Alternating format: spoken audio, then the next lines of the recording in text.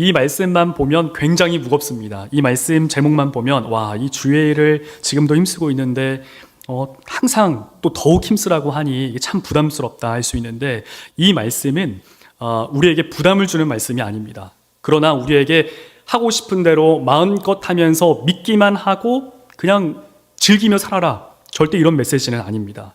우리로 하여금 이 땅에 살지만 하나님 나라의 그리스도의 백성으로, 그리스도의 신부로, 그리스도인으로 사는 긴장감을 줍니다. 깨어 사는 거죠. 타성에 젖어 사거나 흐름 가운데 묻혀 사거나 그냥 그저 그렇게 갑갑류가 되어 하나님 앞에 전혀 반응하지 못하고 종교인처럼 여느 종교와 같이 그렇게 사는 것이 아니라 하나님과 관계하여 살 것, 예수 그리스도 안에 살아있는 생명을 가지고 살 것에 대한 권면의 말씀입니다. 이 고린도전서 15장이 부활장인데요, 이 부활장까지의 그 전개가 있습니다. 이 전개를 보면 고린도전서에서 다루고 있는 이 고린도 교회의 수많은 문제들이 어디에 기인하는가를 우리가 알 수 있습니다. 고린도전서의 대략적인 상황을 본다면 근로의 지편에서 온 말들이 있습니다.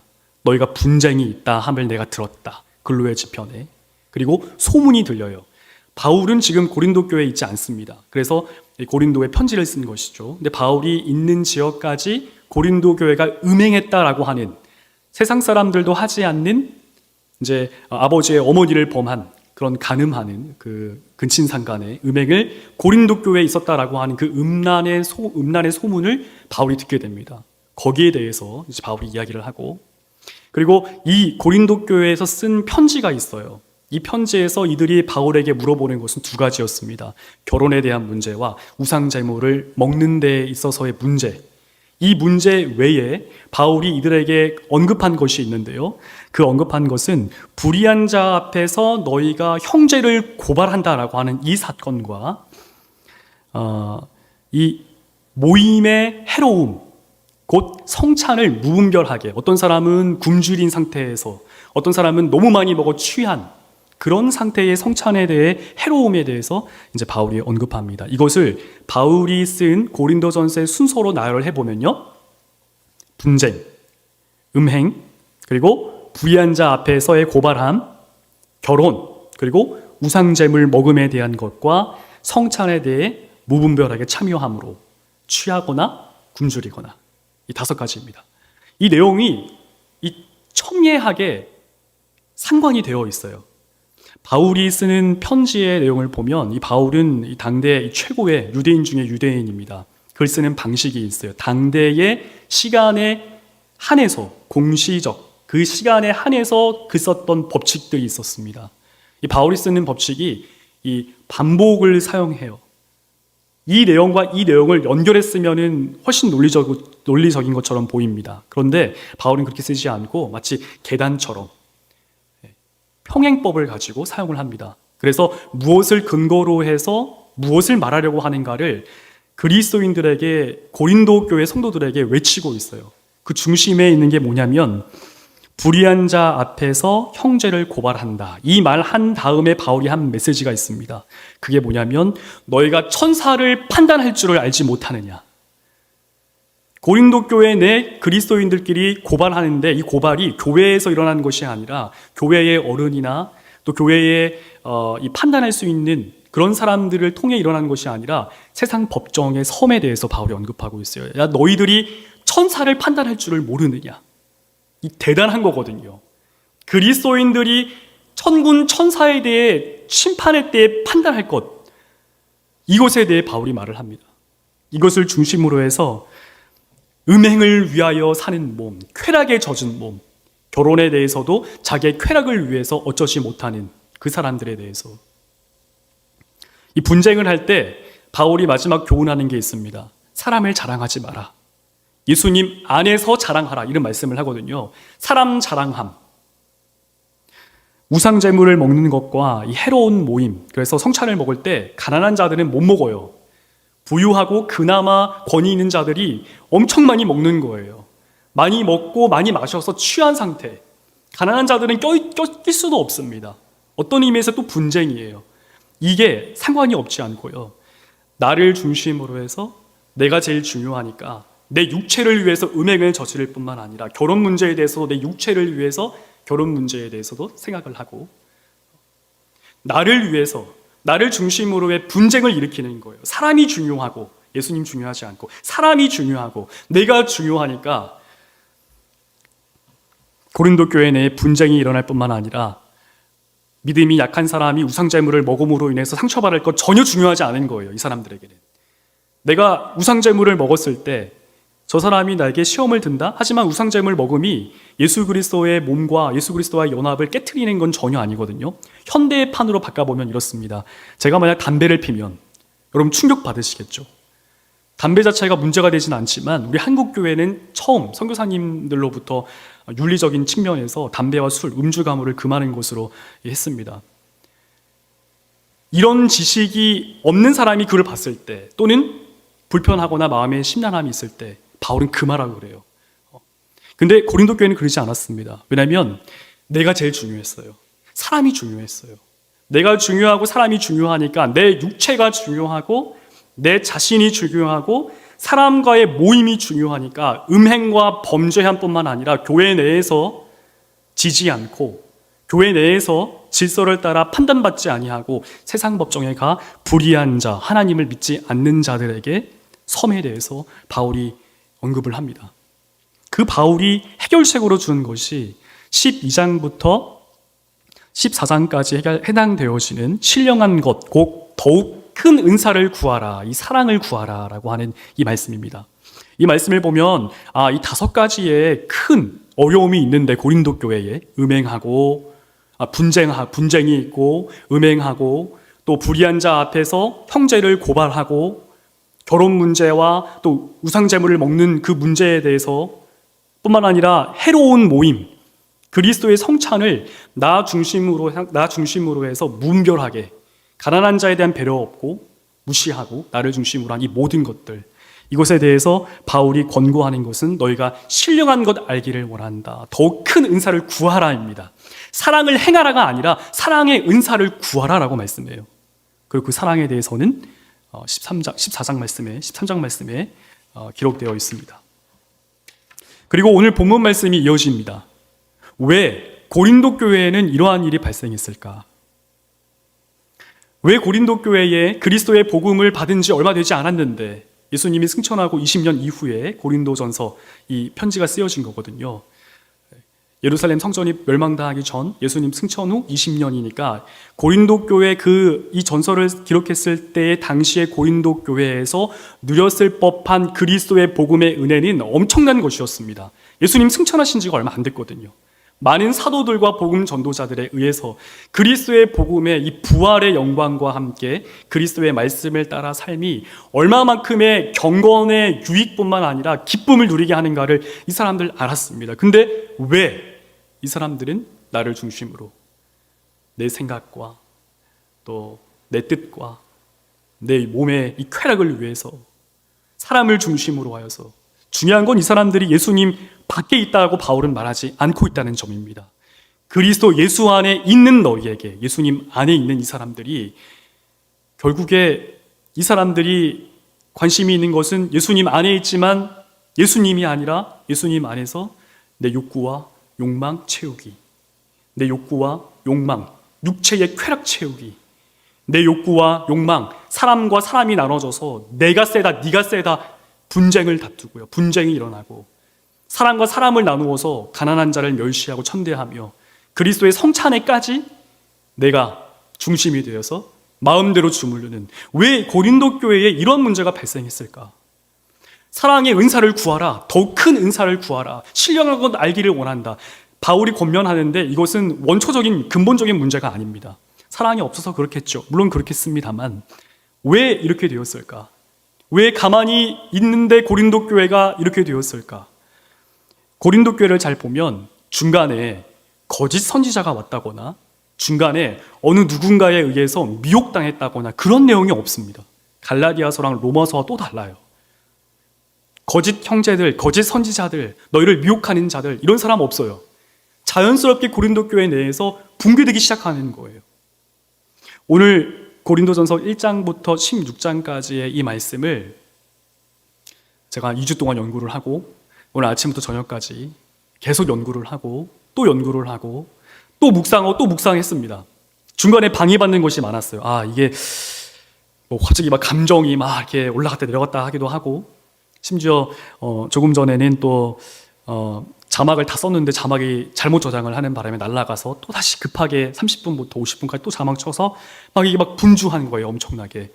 사실 촬영팀 연습을 했어야 되는데 연습을 그냥 구두로만 했을 뿐 하지 못했습니다. 너무 분주해요.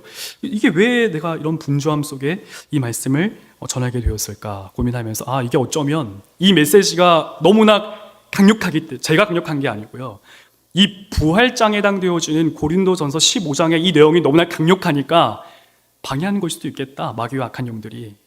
저는 단언컨대 고린도 교회의 성도들이 왜 분쟁이 일어나고 음행하고 심지어 교회 내에서 나를 중심으로의 믿지 않는 자들에게까지 가서 고발하고 형제를 고발하고, 왜 결혼 문제와 우상잼을 먹는 문제를 가지고 왜 성찬을 무분별하게 가난한 자를 무시하고 멸시하고 천대하며 취하거나 굶주리는 그런 해로운 모임에 대해서 갖게 되었을까? 이들은 부활에 대해 생각을 하지 못했습니다. 부활을 믿지 않았어요. 또는 부활을 생각하지 않았어요. 부활과 정말 멀리 살아 있습니다. 여기서 우리는 저와 여러분의 신앙을 점검해 볼 필요가 있습니다. 표면적인 껍질의 삶보다 이면적인 우리의 영의 삶이 정말 중요합니다. 그런데 이게 참 아이러니하게도 말씀과 기도의 생활이라는 것을 떠나서 영이 산다라고 하는 그런 의미, 그런 루트, 그런 길이 없어요. 좀 아이러니하게도. 말씀과 기도의 삶이 기본인데 이게 하면 영이 살아 하나님과 긴밀하고 이 친밀한 교제의 기쁨이 절로 일어나는가? 그렇지가 않습니다. 이래서 참 힘들어요. 만약 이런 것 속에 고민하다가 헤매다가 결국에 예수님 안에 있음과 그리스도의 생명이 내 안에 있다, 예수님과 함께한다, 내주하시는 성령을 의지하여 하나님과 교제함에 갈급하다라고 하는 이 갈증을 상실해버리고 무감각하게 되면 우리 이렇게 될 겁니다. 분쟁이 일어나고 네가 맞네 내가 맞네.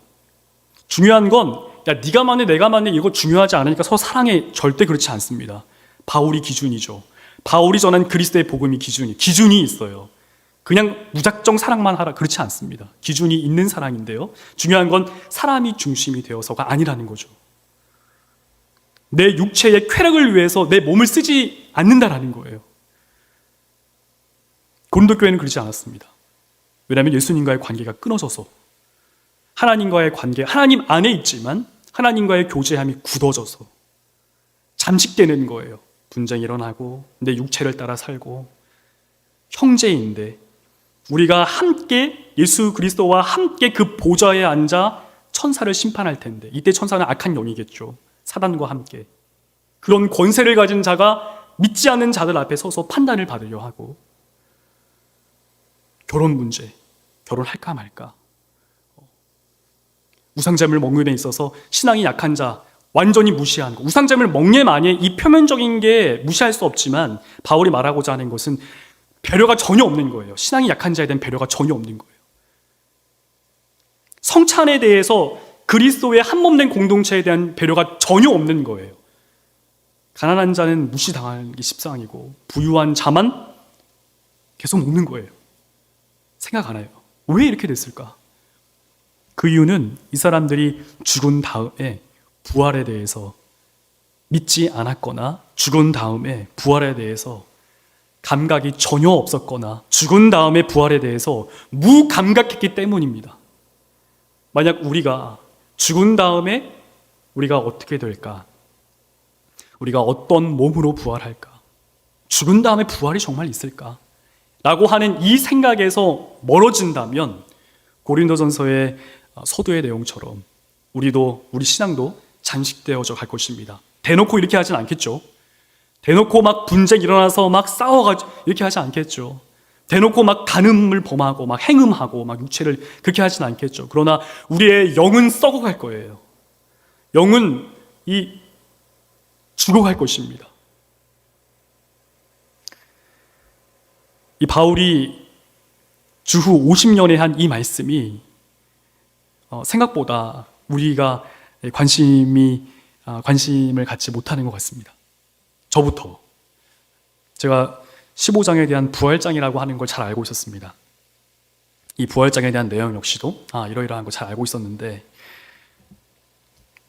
어떤 의미에서 곱씹어 보니 잘 모르고 있었던 것 같습니다.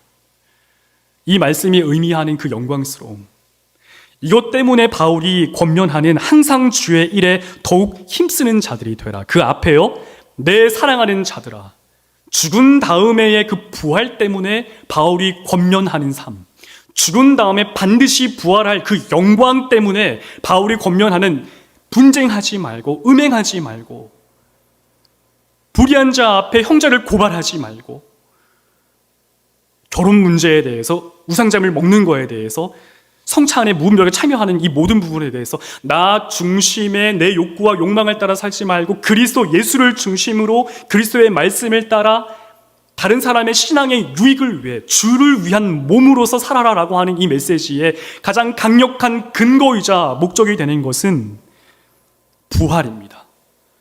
우리 몸이 부활해요. 오늘 이 말씀을 가지고 함께 나누겠습니다. 서론이 반입니다. 그래서 길지 않으니까요. 너무 긴장 안 하셔도 됩니다. 15장 1절과 11절 말씀에 보면요, 너희에게 전한 복음이 이 복음을 굳게 지키고 헛되이 믿지 말 것, 그러면 구원을 받으리라.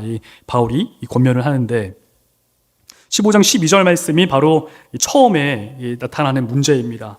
그리스도께서 죽은 자 가운데서 다시 살아나셨다 전파되었거늘 너희 중에서 어떤 사람들은 어찌하여 죽은 자 가운데서 부활이 없다 하느냐. 너희 가운데서의 이 너희 가운데서는 교인들이에요. 그리스도인들입니다. 그리스도의 부활이 없다. 지금 이렇게 말을 하는 것입니다. 거기에 대해서 20절, 28절까지의 말씀을 가지고 이 바울이 변론을 해요. 그러나 이제 그리스도께서 죽은 자 가운데서 다시 살아나사 잠자는 자들의 첫 열매가 되셨도다 라고 하면서 말이죠. 15장 20에서 28절 말씀에서 그리스도께서 다시 살아나사 잠자는 자들의 첫 열매가 되심을 증거하면서 29절과 32절 말씀에 다시 한번 만일 죽은 자들을 위하여 세례받는 자들 또한 만일 그리스도의 부활이 없다면, 그리스도가 다시 살아나지 않으셨다면 우리가 언제나 위험을 무릅쓸 수 있을까라고 하면서 부활이 정말 있었음에 대해서 바울이 변론을 합니다. 이때의 변론 중에 우리가 유심히 또 잠깐 살펴볼 것이 있는데요, 13절에서 19절 바울이 어떤 식으로 변론하는가입니다. 만일 죽은 자의 부활이 없으면 그리스도가 다시 살아나지 못하셨으리라. 그리스도께서 만일 다시 살아나지 못하셨으면 우리가 전파하는 것도 헛것이요 또 너희 믿음도 헛것이며 우리가 하나님의 거짓 증인으로 발견되리니 우리가 하나님이 그리스도를 다시 살리셨다고 증언하였습니다. 만일 죽은 자가 다시 살아난 일이 없으면 하나님이 그리스도를 다시 살리지 아니하셨으리라. 만일 죽은 자가 다시 살아나는 일이 없으면 그리스도도 다시 살아나신 일이 없을 터이요. 이때 우리 한글 성경은 만일이 없지만 헬라어 성경은 만일이 있습니다. A라고 하는 만일이 있어요. 만일 그리스도께서 다시 살아나신 일이 없으면 너희의 믿음도 헛되고 너희가 여전히 죄 가운데 있을 것이요 또한 그리스도 안에서 잠자는 자도 망하였으리니 만일 그리스도 안에서 우리가 바라는 것이 다만 이 세상의 삶뿐이면 모든 사람 가운데 우리가 더욱 불쌍한 자이리라 라고 하면서 부활이 있다라고 변증을 하고 변론을 합니다. 부활이 없으면 우리는 망한 거야. 우리는 죄 가운데 거한 거야 라고 말을 하죠. 변론을 하지만 바울의 강력한 근거는요, 하나님이 예수님을 일으키셨다예요. 하나님은 예수님을 일으키셨다. 하나님께서 예수님을 부활시키셨다. 다시 일어나게 하셨다. 이 메시지입니다. 바울은 이것을 강하게 호소합니다. 그리고 33절과 34절 말씀, 거기서 바울이 이렇게 권면을 해요. 속지 말라. 악한 동무들은 선한 행실을 더럽히나니 깨어 의를 행하고 죄를 짓지 말라. 하나님을 알지 못하는 자가 있기로 내가 너희를 부끄럽게 하기 위하여 말하노라. 이때 깨어 의를 행하고 죄를 짓지 말라, 속지 말라라고 하는 이 말씀이 오늘 우리가 함께 볼 바울의 권면, 항상 주의 일에 더욱 힘쓰는 자들이 되라와 상관이 있는 메시지입니다. 이런 관계 가운데 오늘 본문을 우리가 볼 것입니다. 이 본문이 갖고 있는 메시지의 내용이 대단합니다. 35절 말씀에 바울은 12절에서 죽은 자 가운데 부활이 없다라고 말하는 그 사람들의 내용에 대해 조금 더 구체적이고 좀 더 원색적으로 드러냅니다. 어떻게 드러내냐면 누가 묻기를 죽은 자들이 어떻게 다시 살아나며 어떤 몸으로 오느냐, 이 말은 궁금해서 물어보는 게 아닙니다. 야, 죽은 자들이 어떻게 살아나? 죽은 자들이 또 어떤 몸으로 오겠어? 어떤 몸을 입고 올 거야? 그거 불가능해. 말이 안 돼. 지금 이 말을 하는 거예요. 거기에 대해서 바울은 36절과 38절 말씀, 어리석은 자여 내가 뿌리는 씨가 죽지 않으면 살아나지 못하겠고 또 내가 뿌리는 것은 장래의 형체를 뿌리는 것이 아니요 다만 밀이나 다른 것의 알맹이 뿐이로되 하나님이 그 뜻대로 그에게 형체를 주시되 각 종자에게 그 형체를 주시느니라. 지금 부활의 몸을 무엇으로 비교하고 있냐면 씨앗과 이 씨앗이 갖게 될 나중의 형체에 대해서 비교하고 있습니다. 지금 바울은 우리 몸이 씨앗이라고 말하고 있는 거예요. 씨앗. 부활의 몸체는 이 씨앗이 죽은 이후에 이 씨앗이 장차 맺게 될 그 형체라고 말을 하고 있습니다. 가령 겨자씨가 있으면 아주 작고 딱딱한 것입니다. 안 예뻐요. 유익하지 않아요. 근데 이 겨자씨가 땅에 심겨져 죽으면 이 겨자씨에서 이루 형언할 수 없는 엄청나게 큰 어마어마한 나무로 자라납니다. 우리의 몸은 씨앗과 같아요. 겨자 씨앗과 같습니다. 의미 없어 보이고 작고 약하고요. 근데 이 몸에서 영혼이 쭉 빠져나가겠죠? 그러나 이 몸에서 부활체를 입는다라고 하는 것은 이 몸으로부터 겨자 씨앗 죽어있는 검은 씨, 이 알맹이에서 장차 얻게 될 형체를 입는 것처럼 우리 또한 죽은 이후에 영광스러운 형체를 얻을 것이다. 이거를 말씀하고 있습니다. 바울이 하나님이 창조한 세계를 가지고 언급하고 있어요. 씨앗이 장차 얻게 될 형체를 보고 싶지 않는다라고 이 고백을 하는 것입니다. 몰라요, 아무도. 그러나 중요한 건 이 씨앗이 죽으면 하나님께서 허락하신 장래의 형체를 입게 될 것이다. 우리가 죽으면 끝이 아니라 우리가 죽으면 이루 형언할 수 없는 비하지 못할 영광의 몸으로 부활할 것이다. 바울이 지금 이 고백을 하는 것입니다. 바울은 39에서 42절 말씀에 죽은 자의 부활이 그 영광이 다름을 증거하는데요. 39절 말씀에 보니까 육체는 다 같은 육체가 아니다 라고 하면서 하나는 사람의 육체, 하나는 짐승의 육체, 하나는 새의 육체, 하나는 물고기의 육체다 라고 하면서 육체가 다양함에 대해서 고백을 합니다. 41절 말씀에 먼저 보면 해의 영광이 다르고 달의 영광이 다르며 별의 영광도 다른데 별과 별의 영광이 다르다. 이 하늘에 있는 천구, 천체의 영광이 다름에 대해서 고백을 합니다. 이때의 다르다가 알로스라고 하는 헬라어를 사용해요. 알로스, 그냥 다른 거예요. 이 알로스의 다름은 그냥 다른 거예요. 한 범주 내에서 다른 거예요. 틀린 게 아니고 높고 낮음이 아니라 동일한 범주, 동일한 등급 내에서 다른 거예요. 그런데 40절 말씀에 보면은 하늘에 속한 형체도 있고 땅에 속한 형체도 있으나 하늘에 속한 것에 영광이 따로 있고 땅에 속한 것에 영광이 따로 있으니 라고 할 때 이때의 다름에 대해서 우리말 성경은 이렇게 번역했지만 이때 헬라어 성경은 헤테로스라고 하는 단어를 사용하는데 이 단어는 범주의 질적인 차이를 가리킵니다. 같은 범주 내에서의 다른 게 아니고요. 아예 다른 거예요. 아예 성격이 다른 거예요. 씨가 장차 갖게 될 형체를 그 영광스러움의 비교를 아예 다르게 하는 거예요.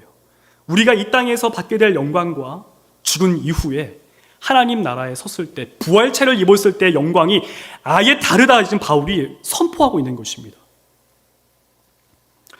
41절에서 42절에서 44절까지의 말씀은 이 죽은 자의 이 부활에 대해서 이제 말씀을 하는데 바울이 어떻게 권면을 하냐면요. 죽은 자의 부활도 그와 같으니 썩을 것으로 심고 썩지 아니할 것으로 다시 살아나며 지금 마치 씨앗, 썩게 될 씨앗, 죽게 될 씨앗 그것을 비유하며 말을 하고 있어요. 이때에 썩을 것으로 심는다라고 했을 때 이 썩을 것은 이하에 나와 있는 욕된 것, 약한 것, 육의 몸 같은 단어입니다. 썩을 것, 욕된 것, 약한 것, 육의 몸 이곳으로 심는다라고 말을 해요. 이곳으로 산다라고 말을 합니다. 그리고 나서 얻어지는 것에 대해서 무엇이라고 말을 하면 썩지 아니할 것, 영광스러운 것, 강한 것, 신령한 몸, 이 영의 몸을 얻을 것이다 라고 말을 합니다. 죽은 다음에 영만 떠다니는 것이 아니고요, 죽은 다음에 영의 몸을 입게 될 날이 옵니다. 영의 몸, 육의 몸과 영의 몸, 육의 몸과 신령한 몸을 바울은 구분해 설명을 해요. 몸은 몸인데 변화된 몸이에요. 변화된 몸. 씨앗에서 장차 갖게 될 형체로서의 몸입니다. 지금 바울이 말하는 이 부활의 개념이 막연한 것 같지만 우리가 알 수 있는 실체를 가지고 비유를 들어 설명을 합니다. 바울이 말하는 그러한 몸의 부활에 대해서 바울이 강하게 증거를 합니다. 그리고 45절 말씀에 기록된 바 첫사람 아담은 생명이 되었다 함과 같이 마지막 아담, 이 마지막 아담은 단연 예수 그리스도세요. 예수 그리스도는 살려주는 영이 되었나니, 그러나 먼저는 신령한 사람이 아니요 육의 사람이요. 이때 육의 사람과 그 다음에는 신령한 사람이니라. 이때 신령한 사람은 순서인데요, 육의 사람이 먼저 어떻게 그런 의미가 아니고 우리가 모두가 다 육의 사람입니다. 그 다음에 신령한 사람으로서의 그 신령한 몸을 입을 거에 대해서 말씀하는 거예요. 먼저는 육의 몸으로 출발을 해요. 육의 몸으로 삽니다. 그런데 죽은 이후에 장차 얻게 되어질 형체는 신령한 몸이에요. 이 땅에서 비할 수 없는 영광의 몸입니다. 그 영광의 몸을 바울이 어떻게 설명을 하냐면 47절 말씀이에요. 첫사람은 땅에서 났으니 흙에 속한 자이거니와 둘째 사람은 하늘에 나셨느니라. 48절, 무릇 흙에 속한 자들은 저 흙에 속한 자와 같고, 그렇죠? 아담과 같다라고 말을 하지만 그 이후에 하늘에 속하게 될 자들, 하늘에 속한 자들은 하늘에 속한 이와 같으니, 하늘에 속한 이는 부활의 첫 열매이신 예수님이세요. 우리가 흙에 속한 자의 형상을 입은 것 같이 또한 하늘에 속한 이의 형상을 입으리라. 바울이 50절과 58절 말씀에 그래서 하는 권면이 바로 이 말씀입니다. 형제들아, 내가 이것을 말하노니 혈과 육은 우리의 인생, 우리의 노력, 우리의 열정, 우리가 가진 뜻, 하나님 나라를 이어받을 수 없고, 또한 썩는 것은 썩지 아니하는 것을 유업으로 받지 못하느니라. 우리의 육체, 이 육의 몸으로는 이 하나님 나라의 영광스러운 초월세계의 것을 받지 못함에 대해서 이 바울이 전합니다. 그래서 바울이 말하는 게, 보라, 내가 너희에게 비밀을 말하노니 우리가 다 잠잘 것이 아니요 마지막 나팔에 순식간에 호련이 다 변화되리니. 이때 순식간에 호련이라고 하는 이 말은 헬라어 성경에 없습니다. 이게 의역한 거예요. 중요한 건 다 잠자지 않고 다 변화할 것이다. 이게 다가 강조가 있는 게 아니라 잠자는 게 강조가 있는 거예요. 변화되는 게 강조가 있는 것입니다. 다 죽은 상태로 있지 않고 다 살아날 것, 다 변화될 것, 다 몸이 변화될 거에 대해서 말씀하고 있는 거예요. 씨앗이 심겨지고 그 씨앗이 자라나는 그 시점이 다 변화될 그때입니다. 바울이 뭐라고 말하냐면, 그때를 52절 말씀에 나팔 소리가 나매 죽은 자들이 썩지 아니할 것으로 다시 살아나고 우리도 변화되리라. 죽은 자들이 썩지 아니할 것, 곧 신령한 몸, 영의 몸, 예수 그리스도의 몸, 그 몸으로의 변화입니다. 우리도 그렇게 변화할 걸 지금 바울이 말하고 있어요. 이 나팔 불 때는 예수님의 강림의 때예요. 53절 말씀에 54절, 썩을 것이 반드시 썩지 아니할 것을 입겠고 이 죽을 것이 죽지 아니함을 입으리로다. 이 썩을 것이 썩지 아니함을 입고 이 죽을 것이 죽지 아니함을 입을 때에는 사망을 삼키고 일이라고 기록된 말씀이 이루어지리라. 사망이 없어질 때, 사망이 죽는 때. 55절 말씀에 사망아 너의 승리가 어디에 있느냐, 사망아 너가 치는 것, 치는 것이 어디 있느냐라고 하면서 사망에 쏘는 것은 죄고 죄의 권능은 율법이다라고 하는 이 말씀은 나팔 불 때에 우리의 몸이 함께 변화될 그때 이 사망이라고 하는 것, 죄라고 하는 것이 없어질 것입니다. 끝나는 거예요. 모든 게 다. 57절 말씀에 우리 주 예수 그리스도로 말미암아 우리에게 승리를 주시는 하나님께 감사한다라고 하며 58절 말씀에 바울이 이렇게 권고합니다. 그러므로 내 사랑하는 자들아 견실하며 흔들리지 말고 항상 주의 일에 더욱 힘쓰는 자들이 되라. 너희 수고가 주 안에서 헛되지 않은 줄 알미라. 이때 이는이 마치 왜냐하면 원인 인과관계처럼 보이지만 인과관계 아닙니다. 그거는 번역에 조금 인과관계처럼 뉘앙스가 분위기가 나지만 인과관계 아니고요. 이 세 개는 그냥 문장이에요. 그냥 서술하는 문장이에요. 그래서 사랑하는 자들아 견실하며 흔들리지 말고 주의 일에 더욱 힘쓰는 자가 되라. 너희 수고가 주 안에서 헛되지 않을 줄 알미라. 이겁니다. 그러면 우리는 바울이 말하는 내 사랑하는 자들아 견실하며 흔들리지 말고 무엇에 대해 견실하고 무엇에 대해 흔들리지 말고라고 말했을까? 항상 주의 일에 더욱 힘쓰는 자들이 되라라고 했을 때 항상 주의 일에 더욱 힘쓰는 것은 뭐 하는 걸까? 무엇 하는 게 주의 일에 힘쓰는 걸까? 너희 수고가 주 안에서 헛되지 않은 줄 알미라라고 하는 이 말의 의미가 뭘까? 의의가 뭘까? 이거에 대해서 우리는 매듭을 지어야 합니다. 오늘 기도회 전에 고린도전서의 대략을 살폈다라고 하는 이것은 불가능해요, 사실. 굉장히 많은 것을 우리가 알았는데 제가 강조하려고 하는 것은 고린도전서의 15장에서 바울이 드러내고자 하는 바 이 부활입니다. 부활. 바울이 이렇게 말하는 이유는 부활 때문이에요.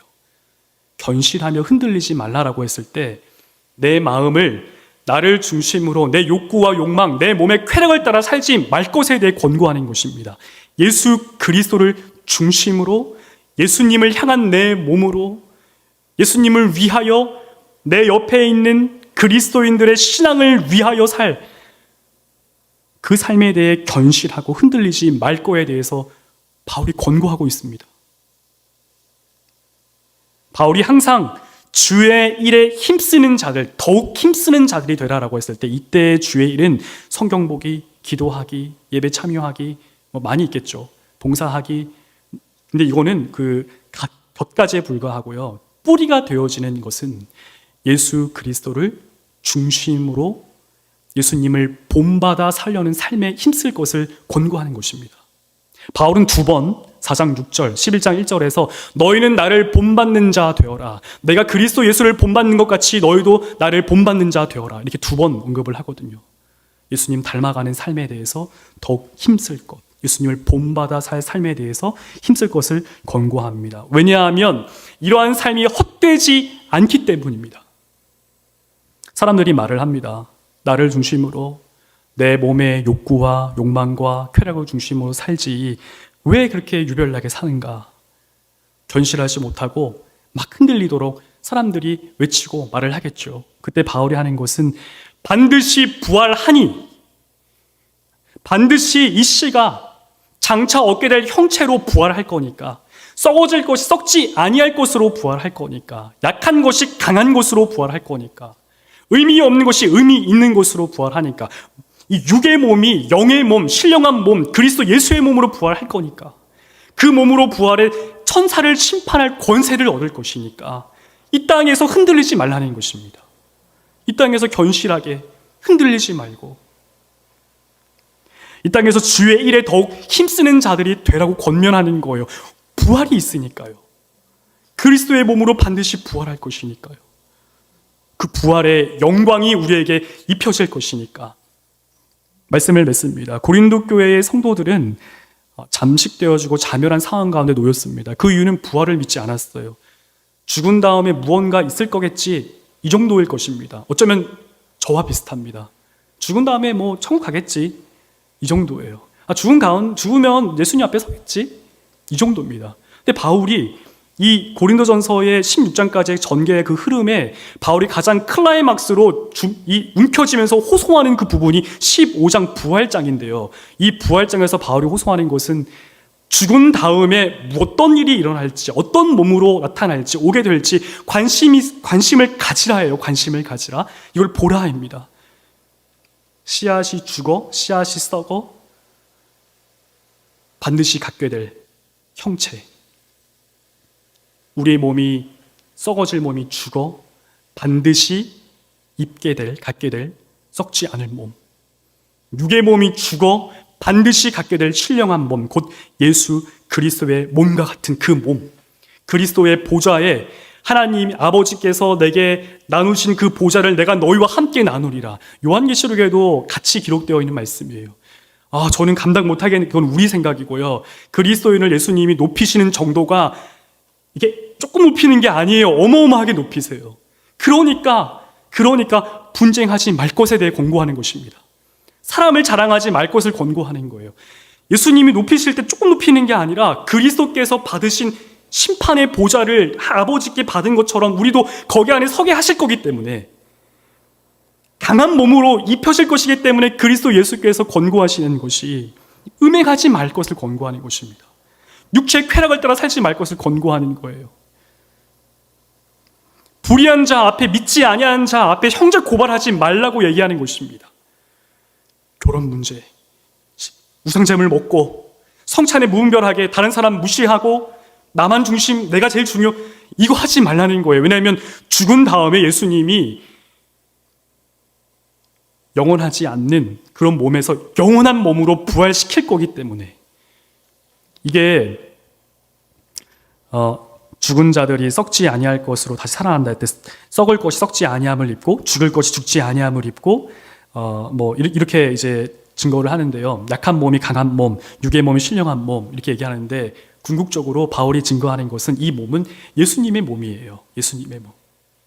예수님의 몸을 반드시 입을 거니까 분쟁하지 말고, 음행하지 말고, 믿지 않는 자들에게 고발하지 말고, 결혼 문제, 또 우상제물을 먹는 거, 성찬에 무분별하게 참여하는 거, 이거 하지 말고, 나 중심의 내 욕구와 욕망을 따라 내 육체를 즐거워하며 사람을 위해 살지 말고 예수 그리스도를 중심으로 그리스도 예수를 위하여 내 몸을 주님께 드리고 그리스도 예수를 위하여 함께 공동체된 그리스도인들을 돌보고 위할 것, 그 근거가 바로 반드시 예수 그리스도께서 우리에게 그리스도의 부활체를 입히실 것이기 때문에, 여러분, 이 바울이 권면했지만 이 성령의 권고가 우리 마음 가운데 충만하기를 축복합니다. 지워지지 않게 각인되어 가지고 기억하는 거예요. 분쟁이 일어나고 음행하게 할 때, 내 욕구와 욕망을 따라 살려고 할 때 느껴보는 거예요. 묵상해 보는 것입니다.